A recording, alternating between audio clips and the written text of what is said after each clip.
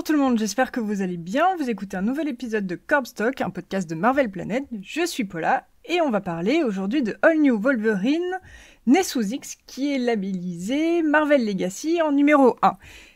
Tout de suite, sans parler vraiment de ce qui se passe à l'intérieur, si vous avez vu un numéro 1 et vous êtes dit « Tiens, je vais lire du Wolverine », posez ça tout de suite parce que ce n'est pas du tout un numéro 1. Certes, c'est un arc complet, mais c'est un arc complet du run de Tom Taylor et donc, pour bien comprendre et pour bien vous attacher aux personnages et pour comprendre leur évolution, il vous faut lire les 4 précédents tomes écrits par Tom Taylor et qui sont donc dans la collection Marvel Now et c'est... Donc le premier c'est Les 4 sœurs, suivi de Le Coffre, après il y a Ennemi d'État, et ça finit par Immunisé. Donc c'est 1 à 4, c'est en Marvel Now, et en fait c'est à peu près pareil, hormis que sur la tranche d'eau, je sais pas comment vous voulez appeler ça, ça m'est égal parce qu'à chaque fois j'oublie. Tout en bas, au-dessus du petit... non, en fait le numéro aussi a changé, mais avant le dessin était en rouge sur fond blanc, et maintenant c'est en couleur, comme sur la cover. Bref. On va faire comme si vous avez lu les précédents tomes de All New Wolverine, parce que vraiment, si vous voulez commencer par là, vous allez rien piger. Et donc, on se retrouve avec Né sous X. Donc, au scénario, il y a Tom Taylor, au dessin, il y a Juan Cabal et Leonard Kirk, aux couleurs, Nolan Woodward et Jesus Abartoff. Au début, j'allais râler en me disant, vas-y, Tom Taylor, il fait comme sur ses 2 précédents tomes, je crois. Il tourne en rond dans la vie de Laura Kinney de Wolverine et il va encore nous recoller une histoire de clone. Tiens, oh, la maman de Laura qui revient, il y a le fils de Wolverine, Daken, j'ai toujours un peu de mal à chaque fois que je le vois, à chaque fois je me dis, c'est qui lui déjà? Ah oui, c'est le fils. Et on l'aime bien, je sais plus. D'ailleurs, est-ce que quelqu'un peut m'expliquer pourquoi quand on lui coupe le bras qui est tatoué, quand son bras repousse, il a son tatouage? Franchement, c'est ultra pratique pour lui, hein. Il n'a pas besoin de se refaire, mais est-ce que ça fonctionne vraiment comme ça? Je sais pas. Enfin bref. Donc j'allais dire, vas-y, je râle, je lis pour lire parce que j'aime bien un peu Laura, j'aime bien un peu Gabi, même si on les voit de moins en moins. Mais ça me passionne plus comme c'était le cas au début. Et ben, j'ai eu un peu tort. Alors, oui et non. Oui, on reparle de clones. Oui, on reparle d'une organisation qui veut faire des X-23 ou qui veut se venger des X-23 et autres Wolverine. Oui, on parle encore de la merde. Oui, il y a la maman de Laura qui refait son apparition. D'ailleurs, il n'y a pas que la maman de Laura qui fait son apparition, parce qu'il y a aussi sa tante et sa cousine. Et ça, c'était un peu cool. Je me souviens d'avoir vu dans...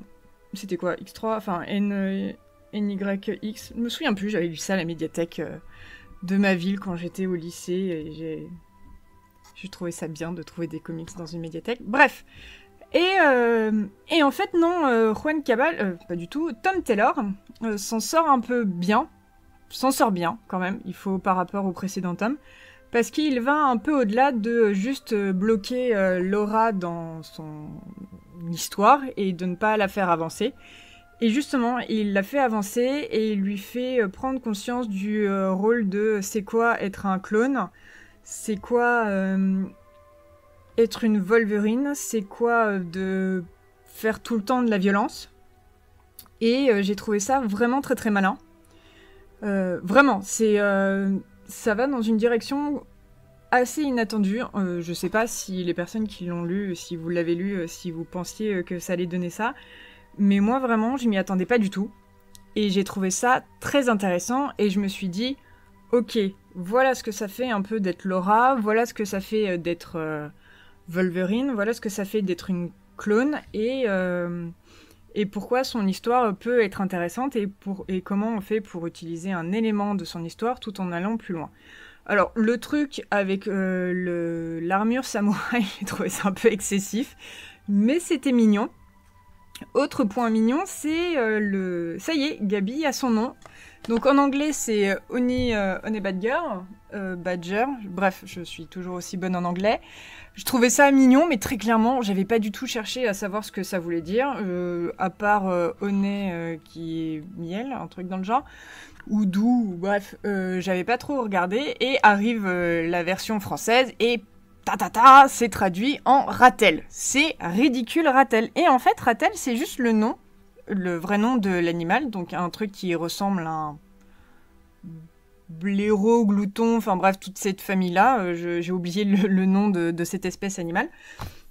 Mais voilà, c'est juste la traduction française du honey badger. Et pourquoi avoir traduit ? Parce que finalement, un honey badger, moi j'avais pas fait la recherche de savoir ce que c'était, alors qu'à Ratel, j'ai fait la recherche et je trouve que c'est assez malin de la part de Panini d'avoir traduit, parce que je pense qu'on peut on peut être nombreux et nombreuses à ne pas faire pas faire la recherche et à se dire c'est un nom en anglais, ça claque, alors qu'en français c'est tout pété. Ouais, mais en fait c'est juste un nom d'animal et c'est aussi pété que glouton au final, et Wolverine c'est glouton.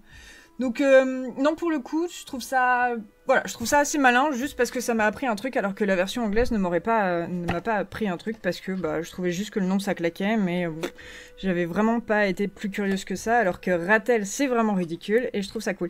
Et au final, je trouve ça assez cool de donner un nom aussi pété en français à Gabi, qui est quand même une gamine ultra cool et qu'elle l'aime assez bien, parce qu'au final, nous ça nous fait ridicule, mais ça se trouve en anglais pour un anglophone ça fait tout aussi ridicule ce nom-là. Alors voilà, je trouve ça vraiment très très bien. Et non, je trouve que, en tout cas, ce tome-là commençait mal, se finit bien. J'espère juste quand même que Tom Taylor va un peu sortir, enfin je crois pas en plus qu'il va sortir maintenant de toute cette histoire autour des clones et de la fatalité d'être un clone et de la fatalité de l'être humain d'être un gros connard. Et là je parle vraiment de l'être humain et pas des grosses corporations et pas des X-Men, mais vous aurez compris que plus ça va et moins j'aime les êtres humains et plus j'aime les X-Men, même si voilà, mon naturel est revenu au galop.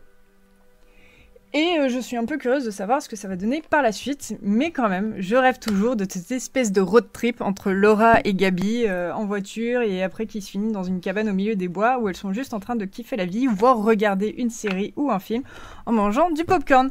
Voilà, c'est tout pour moi.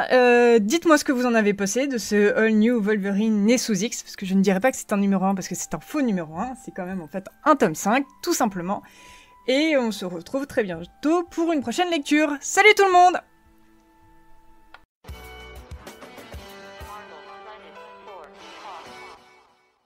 Si vous avez aimé cet épisode, vous pouvez retrouver l'intégralité des podcasts MCU Talk et Corpse Talk sur iTunes, Spotify et autres. N'hésitez pas à nous dire ce que vous en avez pensé grâce aux étoiles et aux commentaires. Et bien évidemment, vous pouvez nous retrouver sur Twitter à @MarvelPlanet. À bientôt!